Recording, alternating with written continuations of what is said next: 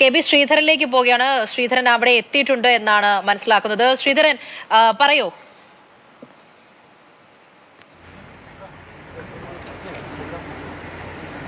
പൂജ, ഇപ്പോൾ ദൃശ്യങ്ങളിൽ കാണാം 2-4 ബോട്ടുകൾ ഇവിടെ പുഴയിലുണ്ട്. ഈ ഈശ്വർ മാൽപ്പയുടെ നേതൃത്വത്തിലുള്ള സംഘം ഇവിടെ പരിശോധന തുടരുക തന്നെയാണ് ചെയ്യുന്നത്. 4 ബോട്ടുകളിലായി ഈ ഈശ്വർ മാൽപ്പയുടെ 8-അംഗ സംഘം, അതുപോലെ തന്നെ നാവികസേനയുടെയും അതുപോലെ തന്നെ മറ്റ് ദുരന്ത നിവാരണ സേനയുടെയും ഒക്കെ മുങ്ങൽ വിദഗ്ധർ ഇവരെല്ലാം ചേർന്നാണ് പരിശോധന നടത്തുന്നത്. ഇപ്പോൾ ദൃശ്യങ്ങളിൽ കാണുന്ന ബോട്ടിൽ പ്രാദേശിക മത്സ്യത്തൊഴിലാളികളാണ്. ഇവരെല്ലാം കൂടിയാണ് ഈ പരിശോധനകൾ നടക്കുന്നത്. തൊട്ട് ഇടതുഭാഗത്താണ് മണൽത്തിട്ടയുള്ളത്. ആ മണൽത്തിട്ടയിൽ നിന്നുകൊണ്ടാണ് ഈ പ്രവർത്തനങ്ങൾ ഇപ്പോൾ ഏകോപിപ്പിക്കുന്നത്. ഇതിൽ പല ബോട്ടുകളും ഈ മുങ്ങുന്ന ആൾക്ക് ഒരു നങ്കൂരമിടാനുള്ള സൗകര്യം നൽകുന്നതിന് വേണ്ടിയാണ് ഇവിടെ നിൽക്കുന്നത്. ഏതായാലും ആ നടപടികൾ 5 തവണ ഈശ്വർ മാൽപ്പെ ഈ പുഴയിലേക്ക് ഇറങ്ങി മുങ്ങി എന്നാണ് മനസ്സിലാക്കുന്നത്. അതിനുശേഷം അതിൽ 2 തവണ അദ്ദേഹത്തിന്റെ ശരീരത്തിൽ ബന്ധിപ്പിച്ചിരുന്ന വടം പൊട്ടി വീഴുന്നൊരു സ്ഥിതിയും ഉണ്ടായിരുന്നു. പിന്നീട് നാവികസേനയുടെ ഉദ്യോഗസ്ഥരാണ് അദ്ദേഹത്തെ രക്ഷപ്പെടുത്തി കൊണ്ടുവന്നത്. ഏതായാലും നിലവിലിവിടെ പ്രവർത്തനങ്ങൾ പുരോഗമിച്ചുകൊണ്ട് തന്നെ ഇരിക്കുകയാണ്. നടപടികളെല്ലാം അതിവേഗം നടക്കുകയും ചെയ്യുന്നുണ്ട്. ഇന്ന് ഈശ്വർ മാൽപ്പയുടെ നേതൃത്വത്തിലുള്ള സംഘം വന്നതിന് പിന്നാലെ തന്നെ തിരച്ചിലിനൊരു പുതിയ ഊർജം വന്ന പോലെ തന്നെയാണ് പ്രധാനമായും ഉള്ളത്. ഏതായാലും നിലവിലിവിടെ നടപടിക്രമങ്ങളെല്ലാം പുരോഗമിച്ചുകൊണ്ടിരിക്കുന്നു. ഇപ്പോൾ നമുക്ക് ദൃശ്യങ്ങളിൽ കാണാം, ദൂരെ പുഴയുടെ നടുവിൽ ഈ പറയുന്ന 132 മീറ്റർ ദൂരത്താണ് ഈ പറയുന്ന സ്പോട്ട് ഉള്ളത്. ആ സ്പോട്ടിൽ ഇപ്പോൾ സംഘാംഗങ്ങളൊക്കെ നിൽക്കുന്നത് നമുക്ക് കാണാം. ഇവിടെ നിന്ന് ഇടതുവശത്ത് നിന്ന് ഈ യന്ത്രക്കൈകൾ കൊണ്ട് JCBയുടെ മണ്ണുമാന്തിയുടെ യന്ത്രക്കൈകൾ കൂടി കെട്ടിക്കൊണ്ട് നങ്കൂരമിടാനുള്ള സൗകര്യം കൊടുത്തിട്ടുണ്ട്. അങ്ങനെ എല്ലാ വശത്തു നിന്നും ആങ്കർ ചെയ്യാനുള്ള ഒരു സൗകര്യത്തോടു കൂടിയാണ് ഇപ്പോൾ ഇവർ മുങ്ങൽ വിദഗ്ധർ ഈ പുഴയിലേക്ക് ഇറങ്ങുന്നത്. പുഴയിലെ കുത്തൊഴുക്കിന് കാര്യമായിട്ടൊരു കുറവൊന്നും നമുക്ക് കാണുമ്പോൾ തോന്നുന്നില്ല. കുത്തൊഴുക്ക് അതിശക്തമായി തന്നെ തുടരുന്നുണ്ട്. ഇപ്പോൾ ഈ പുഴയിൽ സംഘാംഗങ്ങൾ ഇറങ്ങിയിട്ടുണ്ട് എന്നാണ് മനസ്സിലാക്കുന്നത്. നിലവിൽ ഇവിടെ പരിശോധനകൾ അതിവേഗം തന്നെ പുരോഗമിക്കുന്നു. മുങ്ങൽ വിദഗ്ധർ ഇപ്പോൾ വെള്ളത്തിനടിയിലാണ് എന്നാണ് ദൃശ്യങ്ങളിൽ നിന്ന് മനസ്സിലാകുന്നത്. നേരത്തെ 5 തവണ ഇവർ പരിശ്രമങ്ങൾ നടത്തിയിരുന്നു.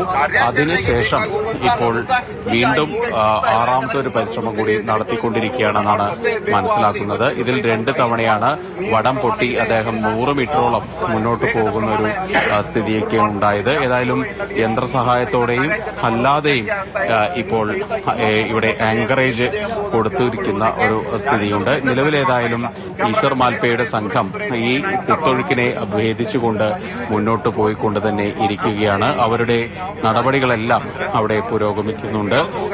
ഏതായാലും ഇക്കാര്യത്തിൽ ഇന്നൊരു റിസൾട്ട് ഉണ്ടാകും എന്ന് തന്നെയാണ് ഒരു പ്രതീക്ഷ. ഒരു ഫലം ഇന്ന് ഈ വിഷയത്തിൽ ഉണ്ടാകുമെന്ന് തന്നെ ഏവരും പ്രതീക്ഷിക്കുന്നുണ്ട്. പ്രത്യേകിച്ച് ഈ ഭാഗത്തുള്ള നദികളിലെല്ലാം ഇറങ്ങി ഇത്തരം രക്ഷാപ്രവർത്തനം നടത്തി പരിചയമുള്ള സംഘമാണ് ഈശ്വർ മാൽപ്പയുടേത്. പ്രത്യേകിച്ച് ശരാവതി നദിയാവട്ടെ, നേത്രാവതി നദിയാവട്ടെ, സൗവർണികയാവട്ടെ, ഗംഗാവാലി ആവട്ടെ, എല്ലായിടത്തും ഇറങ്ങി പരിശീലനം വളരെയധികം മുൻപരിചയമുള്ള ഒരു സംഘാംഗങ്ങളാണ് ഈശ്വർ മാൽപ്പയുടേത്. നിലവിൽ ഏതായാലും ഡ്രോൺ ഉപയോഗിച്ചുള്ള കാര്യങ്ങളും, അതായത് ചിത്രീകരണമൊക്കെ നടക്കുന്നുണ്ട്. ഇതിന്റെ തത്സമയമായി ഈ സംഘത്തിന്റെ നടപടികളെല്ലാം തന്നെ ചിത്രീകരിക്കുന്നുണ്ട്. ഏതായാലും നടപടിക്രമങ്ങളെല്ലാം തന്നെ ഇപ്പോൾ പുരോഗമിച്ചുകൊണ്ടിരിക്കുന്നുണ്ട്. ഈശ്വർ മാൽപ്പെ വന്നതോടുകൂടി തന്നെ വലിയ ഒരു ഊർജം അല്ലെങ്കിൽ ഒരു രക്ഷാദൌത്യത്തിൽ ഒരു റിസൾട്ട് പെട്ടെന്ന് ഉണ്ടാകുമെന്നുള്ളൊരു പ്രതീക്ഷ ഏതായാലും ഉയരുന്നുണ്ട്. കഴിഞ്ഞ ദിവസങ്ങളൊക്കെ നോക്കിയാൽ ആദ്യ ഒരു 10ാം നാളാണ് മേജർ ഇന്ദ്രപാലൻ വരുന്നത്. അദ്ദേഹത്തിന്റെ പരിശോധനകൾ 2 ദിവസം നീണ്ടു. അതിന് പിന്നാലെ ഇന്ന് രാവിലെ അദ്ദേഹം അന്തിമ റിപ്പോർട്ടും നൽകി. ആ റിപ്പോർട്ടിന്റെ അടിസ്ഥാനത്തിലാണ് ഇപ്പോൾ ദൃശ്യങ്ങളിൽ കാണുന്ന 132 മീറ്റർ അകലെ ലോറി ഉണ്ട് എന്ന് വിശ്വസിക്കുന്ന ഒരു സ്ഥലത്ത് ഇപ്പോൾ പരിശോധന നടത്തുന്നത്. അതുപോലെ തന്നെ അതിന് പിന്നാലെയാണ് ഈ പ്രദേശത്തെ അറിയുന്ന, പുഴയെ അറിയുന്ന, ഈ ടെറൈൻ കൃത്യമായിട്ട് മനസ്സിലാക്കിയിട്ടുള്ള ഒരു സംഘം ഇപ്പോൾ പരിശോധനയ്ക്കായിട്ട് എത്തിയിരിക്കുന്നത്. ഏതായാലും നേവിയുടെ ഉന്നത ഉദ്യോഗസ്ഥരൊക്കെ ഇവിടേക്ക് എത്തിയിരുന്നു. നേവിയുടെ വൈസ് അഡ്മിറൽ രാമകൃഷ്ണൻ, അതായത് അദ്ദേഹം ഇവിടുത്തെ നേവൽ ബേസിന്റെ ഫ്ളാഗ് ഓഫീസറാണ്. അദ്ദേഹം അല്പസമയം മുൻപ് ഇവിടെ എത്തി ഈ വിവരങ്ങൾ, അതായത് ഈ കാര്യങ്ങളെല്ലാം തന്നെ അവലോകനം ചെയ്തിരുന്നു. അതിനുശേഷം ഇപ്പോൾ അല്പസമയം മുൻപ് ഒരു അവലോകന യോഗം സർക്യൂട്ട് ഹൌസിൽ ചേർന്നിരുന്നു. മന്ത്രി എ കെ ശശീന്ദ്രന്റെ സാന്നിധ്യത്തിലായിരുന്നു ആ യോഗം ചേർന്നത്. ജില്ലാ ഭരണകൂടം ഇന്ന് ഉച്ചയ്ക്ക് ശേഷം ഉണ്ടായിട്ടുള്ള പ്ലാനും കാര്യങ്ങളെല്ലാം തന്നെ അവിടെ വെച്ച് ബ്രീഫ് ചെയ്തു. തുടർന്നാണ് ഇപ്പോൾ സംഘാംഗങ്ങൾ ഇവിടേക്ക് എത്തിയത്.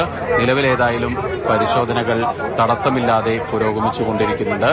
ഇന്നലെ ഈ നേരമായപ്പോഴൊക്കെ നടപടികളൊക്കെ നിർത്തിവെക്കേണ്ട ഒരു സ്ഥിതി വന്നിരുന്നു. അതിന് പ്രധാന തടസ്സം കാലാവസ്ഥയായിരുന്നു. നിലവിൽ കാലാവസ്ഥ അനുകൂലമായിട്ടുണ്ട്. അതിനാൽ തന്നെയാണ് ഇപ്പോൾ കൂടുതൽ നേരം പുഴയിലെ പരിശോധനയുമായി മുന്നോട്ട് പോവാൻ സാധിക്കുന്നത്. ഏതായാലും NDRFന്റെയും അതുപോലെ തന്നെ SDRFന്റെയും നേവിയുടെയും ഒക്കെ മുങ്ങൽ വിദഗ്ധരെ നമുക്ക് ആ ബോട്ടുകളിൽ കാണുകയും ചെയ്യാം. പുഴയിലെ ഒഴുക്കിന് കാര്യമായിട്ട് ഒരു വ്യത്യാസം വന്നിട്ടില്ല. 6 മുതൽ 7 വരെ നോട്ട്സ് ആണ് പുഴയിലെ ഒഴുക്കിന്റെ ഇപ്പോഴത്തെ ശക്തി എന്ന് പറയുന്നത്. അത്രയും അധികമാണ്. ഇത് 4-ലേക്കെങ്കിലും താഴ്ന്നാലേ കൃത്യമായി പരിശോധന നടത്താനാകൂ എന്നുള്ള നിലപാടിലായിരുന്നു നേവി. പക്ഷേ ഈ ആളുകൾ, ഈശ്വർ മാൽപ്പയുടെ സംഘം, ഈ പ്രദേശത്തെ അറിയാവുന്ന സംഘം ഇവിടെ എത്തി ഈ കുത്തൊഴുക്കിലേക്ക് ചാടിയിറങ്ങി പുഴയ്ക്കുള്ളിലേക്ക് ഈ ഒഴുക്കിനെ ഭേദിച്ച് താഴേക്ക് ഇറങ്ങിയിരുന്നു. പക്ഷേ അവർക്ക് അടിത്തട്ടിലേക്ക് എത്താനായില്ല എന്നുള്ള ഒരു കാര്യം കൂടിയുണ്ട്. അതിനിടയിൽ പുഴയിലെ ഒഴുക്കിൽ അദ്ദേഹം പെടുന്ന ഒരു സ്ഥിതിയും ഒക്കെ ഉണ്ടായി. ഏതായാലും ഇപ്പോൾ നടപടിക്രമങ്ങളെല്ലാം തന്നെ പുരോഗമിച്ചുകൊണ്ടിരിക്കുകയാണ്. ഇനി കൂടുതൽ തവണ പുഴയിലിറങ്ങിയുള്ള പരിശോധനകൾ ഉണ്ടാകുമെന്ന് തന്നെയാണ് മനസ്സിലാക്കുന്നത്.